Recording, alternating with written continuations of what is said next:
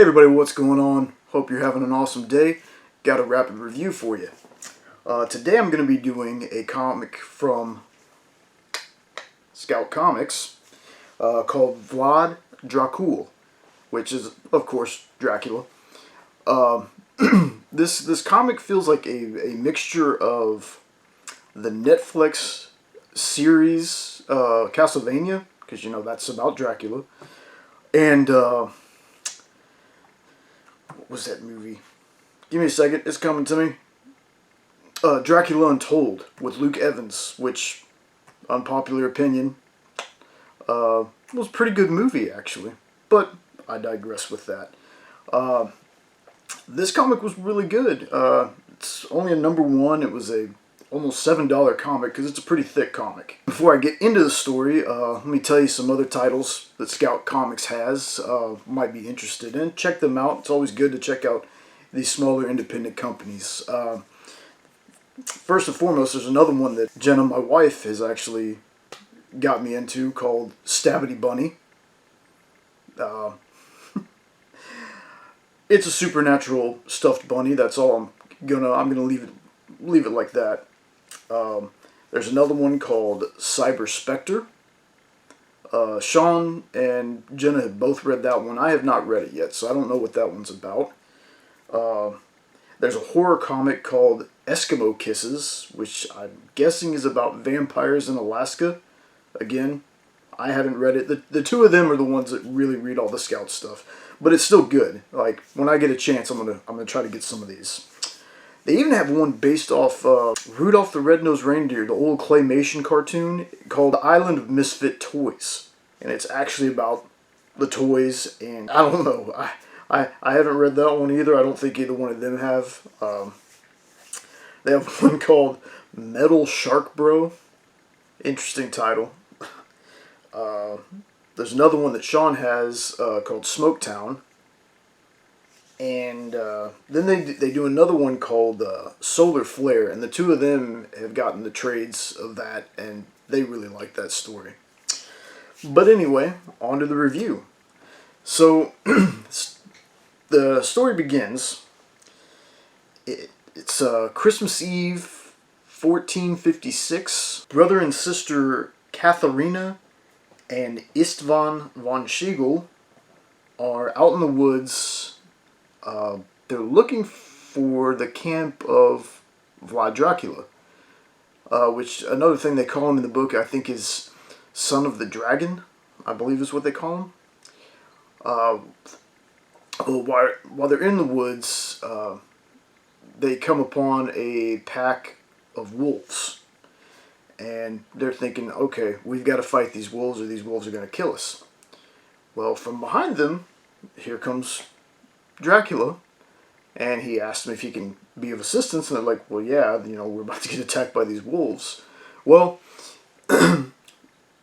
Dracula just walks up to the wolves, gets down on his knee, feeds them some meat, and is like, you know, we're all sons of Transylvania. They're just hungry. And they go about their business, and he asks them, well, you know, what are y'all doing out here? And Katharina says, well, we're actually looking for you. After that, the story kind of skips forward. Istvan is kind of like kind of like a right-hand man to Dracula, and he's taken Katharina on as a lover.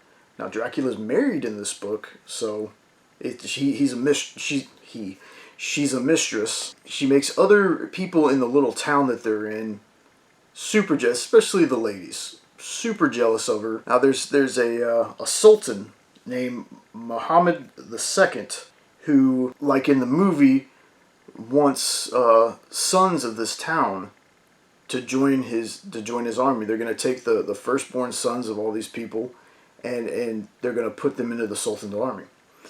Well, the Sultan sends a messenger, and Dracula feels insulted not only by the question, because he keeps turning this down, but the fact that the messenger would not take his turban off. So they cut the messenger's head off and send it back to the Sultan. Well, Sultan, obviously, not too pleased. So they're going to set up this trap by sending another messenger, but asking Dracula to come meet the Sultan. They're trying to pull Dracula out of the town or out of his castle so these other people can attack. Well, Dracula's a little too smart for that. He ends up killing everybody that is with the messenger, keeps the messenger alive for a little bit, and is like, you're going to tell me everything or I'm just going to torture you. And it does what they do with the other bodies to really get this messenger to just spill his guts about it is Vlad Dracul, who was I'm not sure his name was Dracul, but there was a Vlad the Impaler way back in history.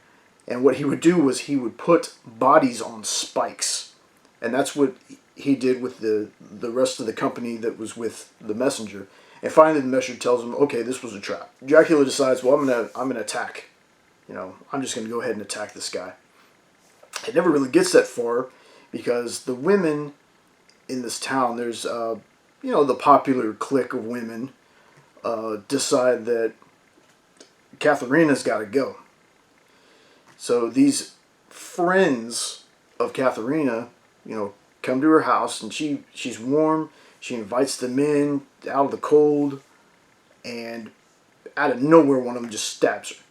It's not a kill shot, it's just a stab, just to wound her. And, she's surprised, she doesn't understand what's going on. And they end up taking her out to the square of the town, and they're just like, burn her.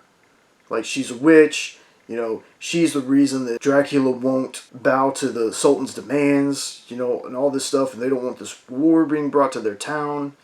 So, they're going to burn her at the stake. Before they can do this, Dracula shows up and just murders most of the guards and the main, I don't want to say sheriff, he's not a sheriff, but I don't remember what they call him in the book, so I apologize for that, but ends up killing him, and Katharina and Dracula leave, and that's where I'm going to leave this review off of. I don't want to give way too much away, that's a big focus of the story right here, but man, there is some graphic nudity. I say graphic, but it's boobies.